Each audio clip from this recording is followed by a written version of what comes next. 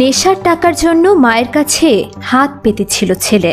মা টাকা দিতে পারেনি, আর এতেই ক্ষোভে নিজের ঘরে থাকা জমি জমার গুরুত্বপূর্ণ কাগজপত্র ও মুসলমানদের পবিত্র ধর্মগ্রন্থ পবিত্র কোরআন শরীফেও আগুন ধরিয়ে দেয় মাদকাসক্ত ছেলে।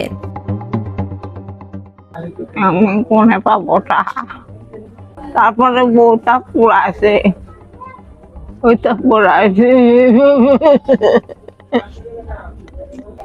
আমি বাড়ি ছিলাম না, আসি দেখি পুরাইনি। একটা বালিশ পুরাইছে, কোরআন শরীফ পুরাইছে, আর জমির কাগজপাতি যা ছিল, আইডেন্টি কার্ড যা ছিল সব পুরাইছে। বুধবার ৮ জুলাই সকাল ১০টার দিকে রাজবাড়ীর পাংশা উপজেলার বাহাদুরপুর ইউনিয়নের রঘুনন্দনপুর গ্রামের দুয়ালেপাড়া এলাকায় এ ঘটনা ঘটে। এই ছেলে আজ নতুন না, অনেক আগে থেকে ওর মায়ের ওর বাপের উপর অত্যাচার করে, ঠিক আছে, এই নেশার কারণে। গাঁজা খায়, গাঁজা খাওয়ার টাকা যদি না থাকে মার জবে করতে যায়, মার কলে মার একদম মানে মরার কথা।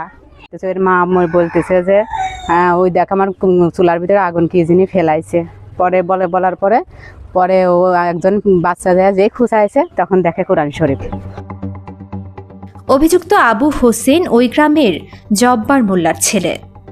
স্থানীয় সূত্রে জানা যায় আবু হোসেন দীর্ঘদিন ধরে মাদকাসক্ত। ঘটনার দিন তিনি মায়ের কাছে নেশার জন্য টাকা চান, কিন্তু টাকা না পেয়ে ক্ষোভে ঘরে থাকা পবিত্র কোরআন শরীফ, জমি জমার গুরুত্বপূর্ণ কাগজপত্র ও একটি বালিশে আগুন দেন বলে অভিযোগ রয়েছে। পোড়া গন্ধ পেয়ে প্রতিবেশীরা ছুটে এসে আগুনের বিষয়টি জানতে পারেন।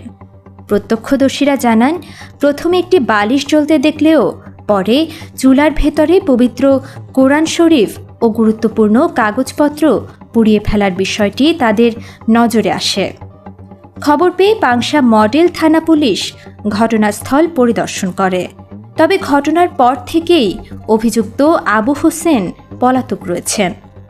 এই ব্যাপারে আমরা তাৎক্ষণিক সংবাদ পাওয়ার পরপরই সেখানে পুলিশ যায়। পুলিশ যাওয়ার পরে সে ঘটনার পরপরই সে আবু হোসেন মোল্লা সে পলাতক, তাকে গ্রেপ্তারের জন্য পুলিশি অভিযান অব্যাহত আছে। এই ব্যাপারে আবু হোসেনের বাবা জব্বার মোল্লা উনি তার ছেলের বিরুদ্ধে এই ব্যাপারে আমাদের কাছে অভিযোগ দায়ের করছে। আমরা তার আইনগত ব্যবস্থা নেব এবং এলাকায় সার্বিক পরিস্থিতি এখন ভালো আছে। একটি পরিবারের এই করুণ ঘটনা আবারও মনে করিয়ে দিল, মাদক শুধু একজন মানুষকে ধ্বংস করে না, ধ্বংস করে একটি পরিবারকে, ভেঙে দেয় সম্পর্ক, আর মুহূর্তেই ছাই করে দিতে পারে আজীবনের সঞ্চয় ও ধর্মীয় মূল্যবোধ।